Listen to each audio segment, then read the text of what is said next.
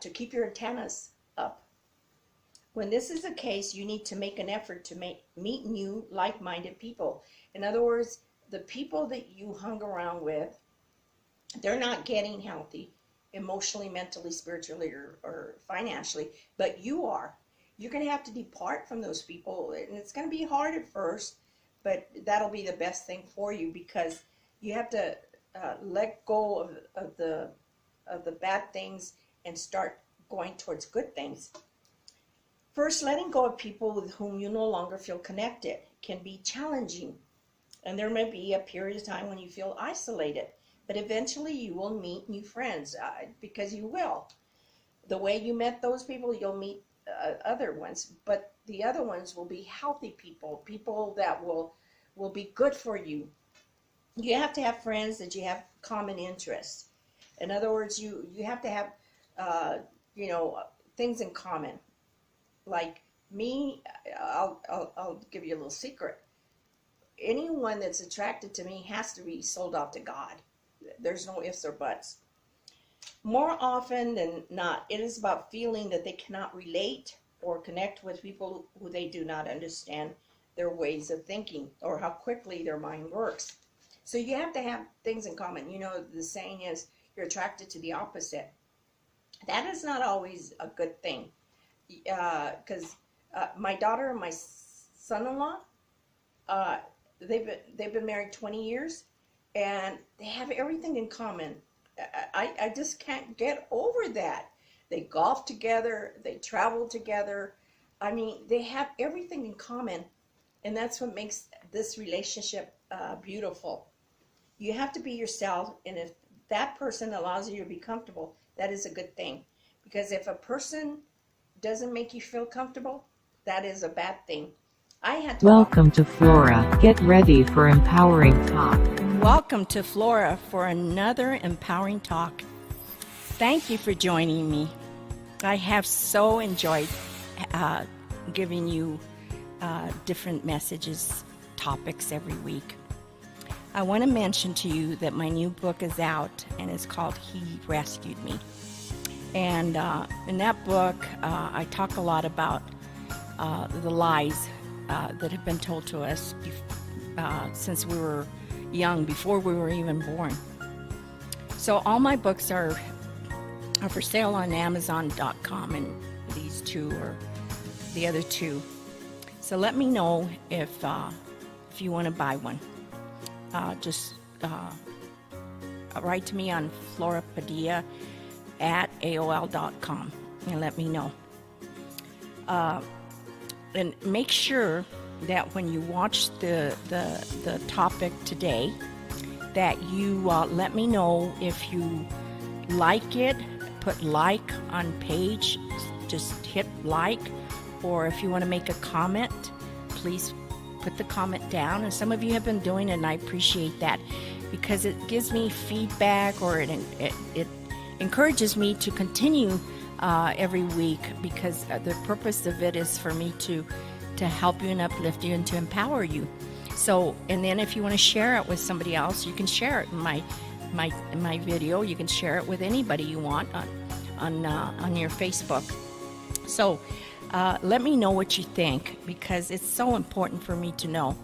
And you can go to my website at mendingbrokenhearts.org and fill out that form if you have a topic that you want me to talk about, because I know today I'm talking about loneliness, because someone told me to talk about loneliness. And then last week I talked about depression, because a person asked me if I would talk on depression. So if you have a topic, make sure you let me know through Messenger, or there's different ways to communicate. So I'm looking forward to talking about loneliness. Okay. I'm going to let you know how I conquered loneliness when I was lonely. And it's not always when you're alone. Remember, I shared with you that I loved being single, and I still do. I stayed single for many years. Then I got married, but then I liked being married. I didn't think I was going to like being married, but I liked being married. The problem was I did not have a good marriage. But marriage to me is a good thing.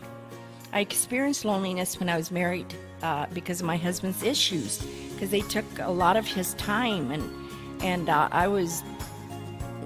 I'm sure I was important, but not as important as his vices. When I finally separated from my husband, and he died young, I wanted to date.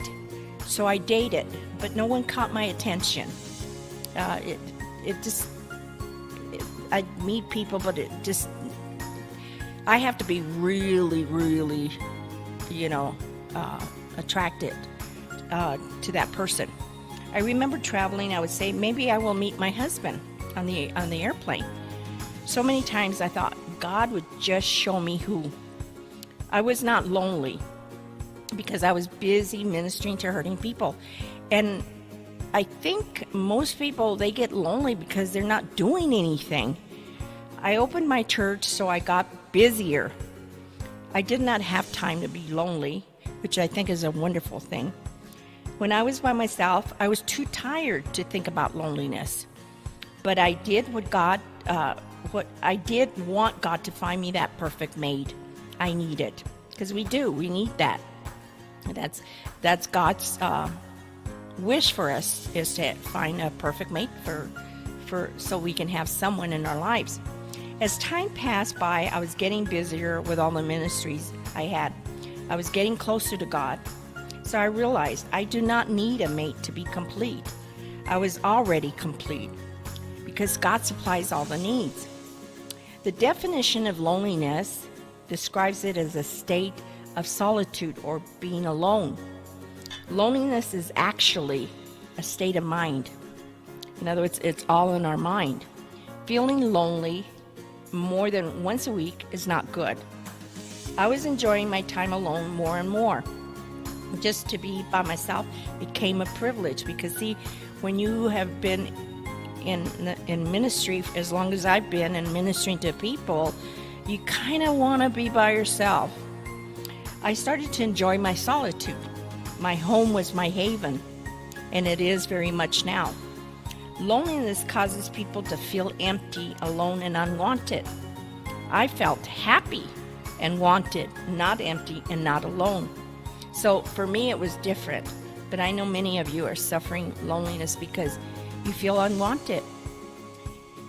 It has been so nice for me. But I know many of you are suffering alone because you don't have anyone with you. You might be thinking, gosh, why am I alone?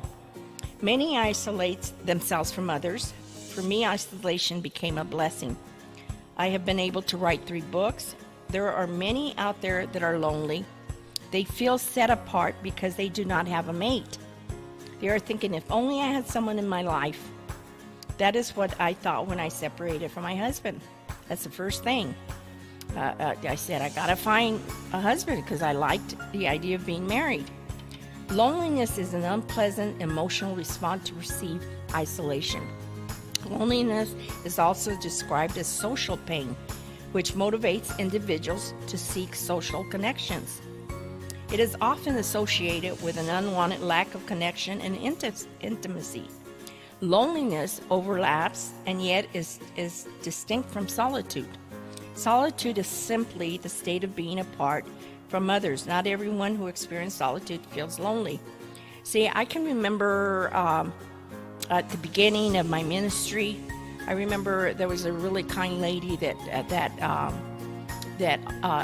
set me up to be alone for like 8 days or 9 days, and she got a place for me up in I can't remember the name of the place right now, but anyway, it was like a resort place, and I had everything I needed there. I had everything was there for me. And I was up there and I was all happy. I took books, I took everything that I could think of because I was going to be alone for 9 days and I was going to be in a very nice resort and I was excited. So after 4 days, I said, nah, I need people.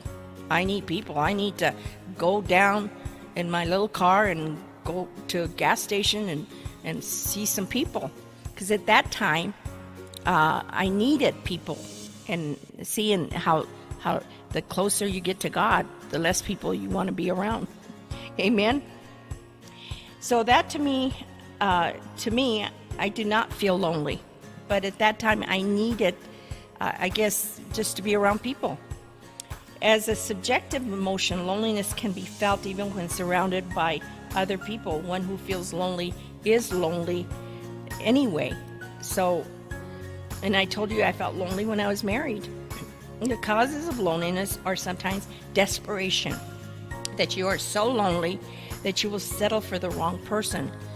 I've had to minister to so many people that jumped the gun. In other words, they were lonely to the place where they married somebody that wasn't a good match. Better a little love than no love at all. That's what I used to tell myself when I was with my husband. I said, well, better a little love than no love at all. But some settle for an abusive relationship because they are so lonely. That is not the reason I stayed with my husband as long as I did. I wanted him to make it. That was my goal.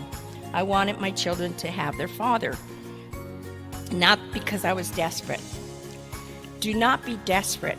That's one of the things that I want to tell you. Do not be desperate when you get lonely. Get well, get healthy, then you can attract a healthy person. See, when you're healthy, you're going to attract healthy people. When you are not healthy, you're going to attract people that are not healthy. That's just the way it works. I ministered at a men's prison for many years, over 30 years. It's way over 30 years. They would always ask me to pray for a girlfriend or a mate. Every week I'd go in and they'd say, Pastor, can you pray for me to have a girlfriend? Can you pray for me for God to bring me a wife? And I would always tell them, get yourself well healed. Then we could talk about prayer. Until then, don't be in a hurry, because most of them were in a hurry. I was led one time to pray for Juan, and we're going to be taking a break pretty soon, and then I'll continue with Juan. But anyway, I just want to remind you that you can go to my website, and it's mendingbrokenheart.org. And then you, of course, when you hear my message, please, I would really appreciate it if you liked, make a comment, share it with somebody else. And if you have a topic that you want me to share, and you say, you know, people have been thanking me, and I appreciate when you thank me, and because we all need uplifting. I don't care who we are. We all need to be uplifted. But I want to be able to share and be able to give you things that you might need in the topics that I speak on every week. So make sure that you stay tuned in, and after the break I will continue, and I will talk to you about Juan, because it's a really neat it's a neat story. So stay tuned, and I'll see you in a little bit.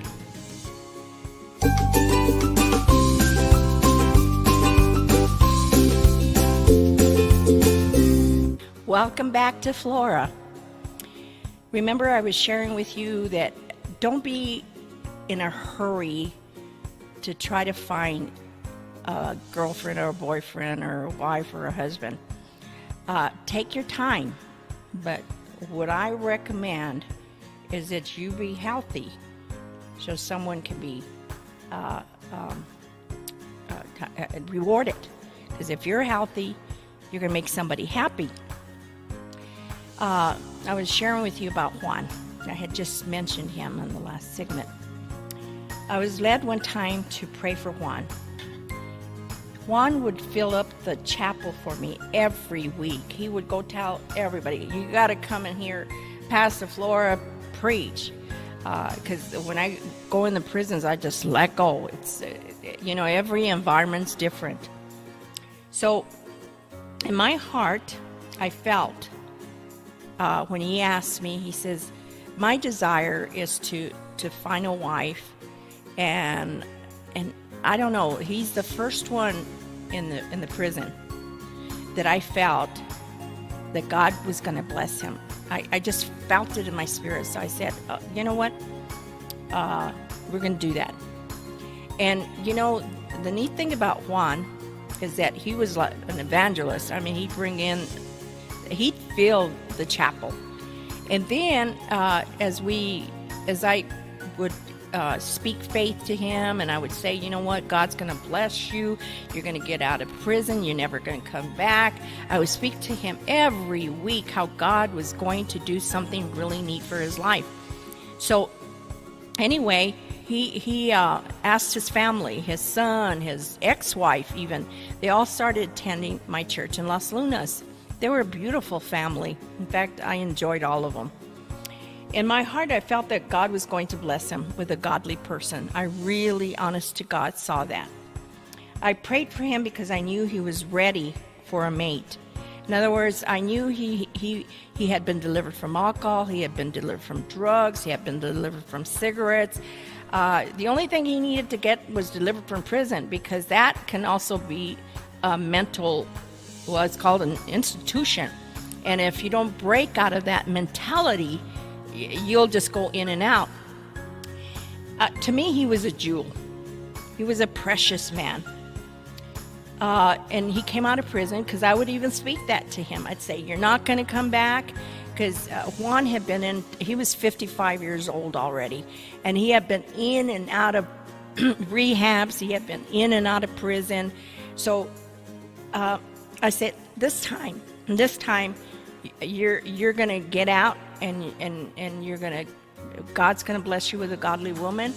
And I just know that I know he is. So he got delivered. He got delivered from everything. And unfortunately, 5 years later, he did die. But I was able to take him with me to testify in prison. Because I used to tell him, you're going to even come back with me, and you're going to testify to these prisoners that God blessed you. And God did. And he never went back to his old ways. He never went back to prison. So speaking faith to a person, it works. Like I shared with you about the young man last week that I had to be speaking faith into him. Well, that's how it works. If somebody speaks faith enough to you, you'll believe it. And he did.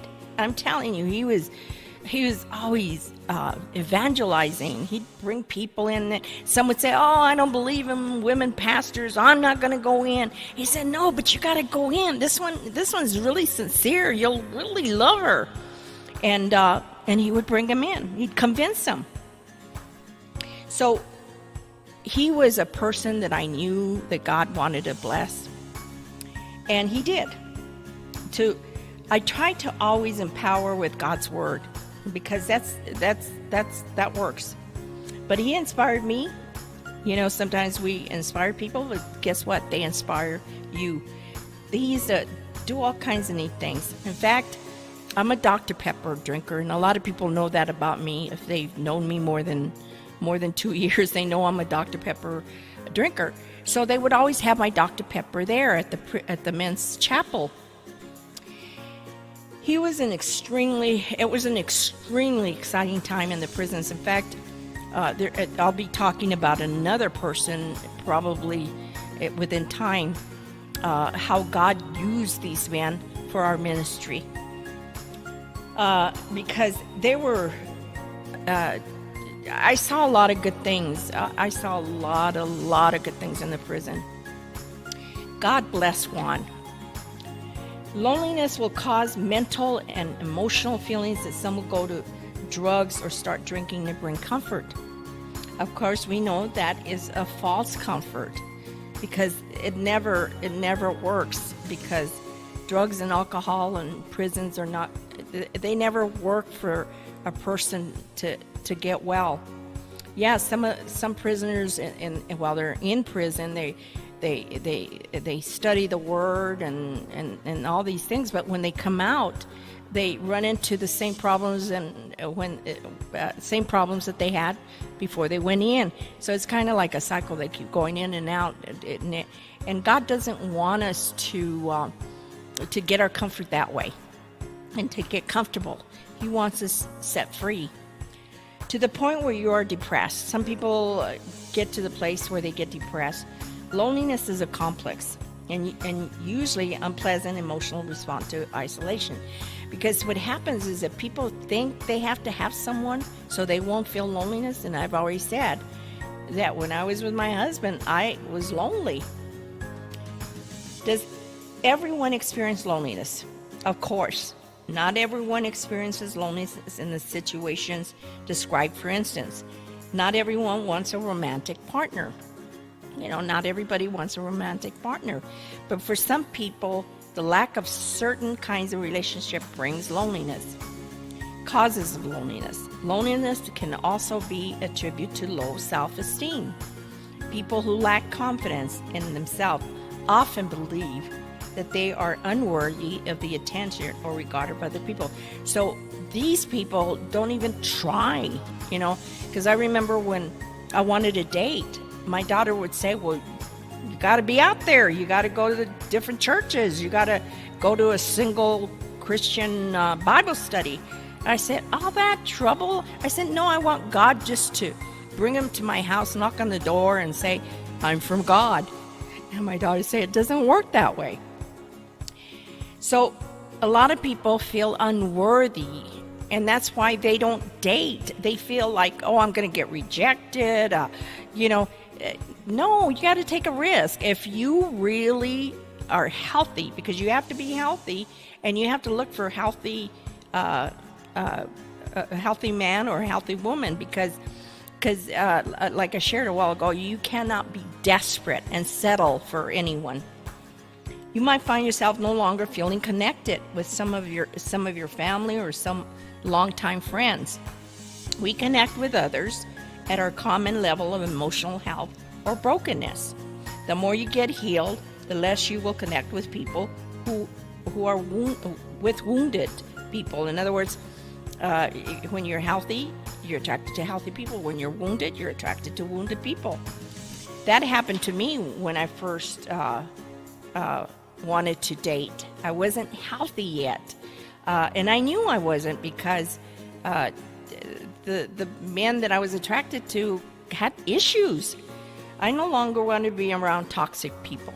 I did not want that kind of friendship in my life. And if you were connected by complaining about your life or judging others, now that you are getting better, you do not complain or judge others. In other words, when you are healed, you see things better. Because when you're not healthy, you tend to criticize everybody and anybody, because that's what you're feeling inside. You want to surround yourself with people who are open and kind, not people who are closed and controlling. And remember that. As soon as you date somebody, you'll know on the third date, this isn't a good date. So always remember to keep your antennas up. When this is the case, you need to make an effort to meet new, like-minded people. In other words, the people that you hung around with, they're not getting healthy emotionally, mentally, spiritually, or financially, but you are. You're going to have to depart from those people, and it's going to be hard at first, but that'll be the best thing for you, because you have to let go of the bad things and start going towards good things. First, letting go of people with whom you no longer feel connected can be challenging, and there may be a period of time when you feel isolated, but eventually you will meet new friends, because you will. The way you met those people, you'll meet other ones, but the other ones will be healthy people that will be good for you. You have to have friends that you have common interests. In other words, you have to have things in common.